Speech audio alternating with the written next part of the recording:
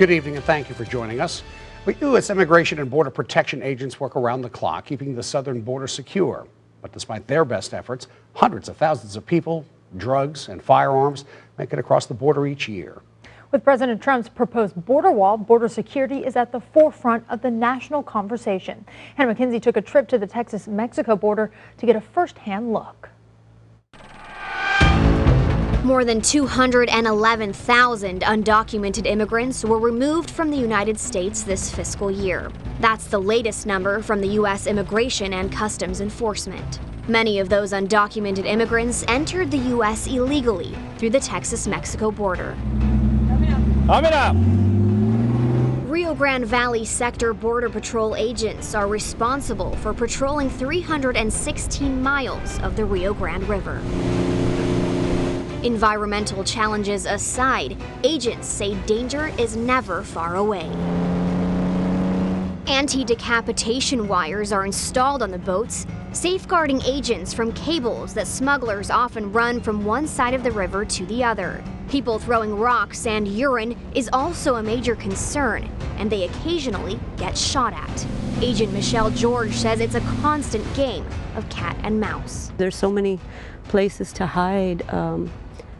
We might not see everything, but you just have to be on guard all the time. Staying vigilant is vital to staying out of harm's way. What might look like someone just fishing to us, agents see much more. I really don't trust anybody that I see on the river. I will wave at everybody. I'll wave at everybody and say hello, but for me, it's just to know, all right, what kind of mindset is that person in? Is it a friendly wave back, or is he staring me down, or is he throwing out a gang symbol or something? Somebody's always watching. This is the Hidalgo Reynosa point of entry, and as you can see back there's a bunch of people just kind of hanging out up there, and Border Patrol agents tell me it's not uncommon that those folks hang out there all day so they can tip off human and drug smugglers about where agents are coming from and heading to. They call ahead to a group that might be crossing and hold it back. You know, timing is everything. These agents don't just stay on the water. They make frequent stops, patrolling the banks and surrounding areas. We're just a few feet from the riverbank here, and this is like a graveyard for rafts. Undocumented immigrants and smugglers will use just about whatever they can to get across the river and into the U.S. Sometimes they even use air mattresses. I've seen it where they have a twin inflatable mattress. They use it for two. It's good. It'll be good for two. Kike Rodriguez, a Border Patrol agent for more than 10 years, knows all the tricks in the book. We get a little branch like that, and they start cleaning up.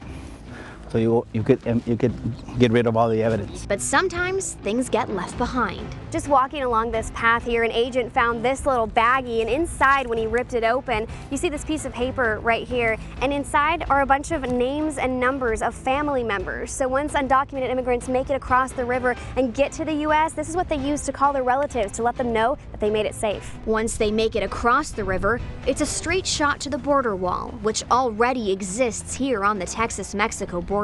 That cement right there, that's part of the wall.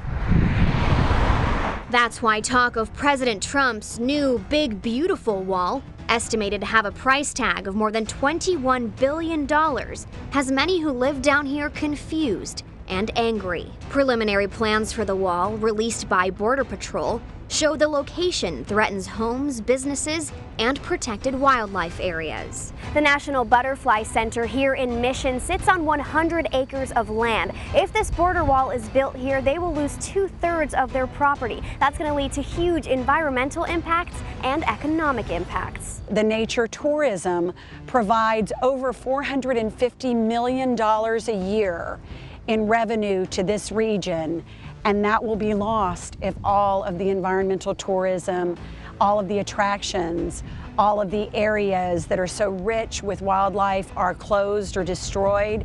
Mariana Trevino-Wright, executive director at the National Butterfly Center, is fighting back. Earlier this year, she found a crew of contractors cutting down trees and widening a road belonging to the National Butterfly Center. Work she says is in preparation for the new wall. The work crew supervisor told me they had been sent by Customs and Border Protection to widen our road from the levee to the river, which is a distance of 1.2 miles. On October 4th, the center's parent organization submitted a notice of intent to sue. The federal government has 60 days to respond. Although she doesn't expect a response, Mariana is forging forward and hopes others will take notice of what's happening on the Texas-Mexico border. The thing that should be most alarming to all U.S. citizens is the total disregard for due process. Right now, it's an everyday struggle between the federal government and local residents over preventative versus reactive efforts for securing the border. Tomorrow, we'll give you a bird's-eye view at what the existing border wall looks like and how a new wall could force U.S. citizens out of the homes their families have owned for generations. Reporting in the Rio Grande Valley, Hannah McKenzie. The border fence, wall, or barrier, whatever you want to name it, is not a new concept. This has been here for years. There's more than 50 miles of it across the Rio Grande Valley, but it's not all continuous. As you can see, just like this one, there are plenty of breaks along the way. Those breaks are used to track and detain undocumented immigrants. It helps funnel people to certain points, or at least slow them down. Coming up. Flying anywhere from 5,000 to 10,000 feet above ground, it's up to air interdiction agents like Matt Noble and the rest of the McAllen Branch Air and Marine Operations to patrol the border from above. There's both a physical barrier, and then there's an electronic barrier, and then there's an air barrier. Border traffic Omaha 2 Alpha Mike is a 224 at 4.0, chairs 5.0, eastbound. We have the helicopters that are low level, the aerostat balloons that are low level. We have the aerostat that has radar on it. We have the UAS platform, that's unmanned aerial systems, and that also provides a general overview. Every time the Rio Grande River twists and turns like it's doing right behind me, that's an area of weakness for agents on the ground. It's a completely different story, however, for agents in the air. Being an eye in the sky, we can see further, farther, longer, however you want to put it. It wasn't long into our flight that we came across a large group of undocumented immigrants making their way down a dirt road. So I got 2, 4, 6, 8, 10, 12, 14, and 16. During the 2017 fiscal year, McAllen Branch Air and Marine Operations agents apprehended more than 14,000 undocumented immigrants. They don't understand how hot it gets here in the Rio Grande Valley. And they go through these, they try to migrate through, and then we have to go pick them up because they end up having to call 911 because they're left. The group just abandons them, and they're a lot of times they end up dying, and that's what we try to prevent. Back on the ground, Pamela Taylor also uses the border fence breaks because of where she lives. Well, I am on the Mexican side. She's lived on this 2-acre property for about 70 years, well before any talk of a fence or wall. If you're going to have gaps, you need to have an agent there at all times, 24/7. But that's not happening, and that's the problem. Talk of President Trump's new wall without breaks or gaps still gives Pamela doubts. You've heard the saying, 20-foot wall, whatever, fence, you're going to have a 21-foot pole. They've even built ramps over the fence to drive cars over. On the other side of the fence, both figuratively and literally, is Pamela's neighbor, Rusty Monsees, who thinks a physical barrier is a great idea. You have a fence around your house, why can't we have one here on the border? What's the difference? He just doesn't think this 18-foot fence stands up to the job. I have seen kids climb it, I have seen old people climb it, and it does not deter anyone. This thing is a waste of money it was to begin with. In order to build the existing fence back in 2007, Rusty says he was coerced by the government into selling several acres of his property. So that was an agreement that was set up. He says if they come knocking again, looking for more land to build the new wall, he won't back down as easily. I'll fight him in the trenches. I haven't got anything to lose. Rusty's family has lived about a block from the river since the 1940s. Seeing groups of undocumented immigrants cross illegally into the U.S. on a daily basis, he says he's in support of Trump's border wall idea, as long as it makes sense. It has to be done properly.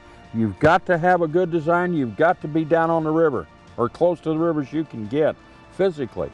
not a mile and a half away. No one knows what the border wall will actually look like. Some folks already constructing prototypes to bid for the project, like this one, which calls for 2 sets of fences equipped with barbed wire, razor wire, even an electrical current. And this is estimated to cost $53 million for just 20 miles of fencing.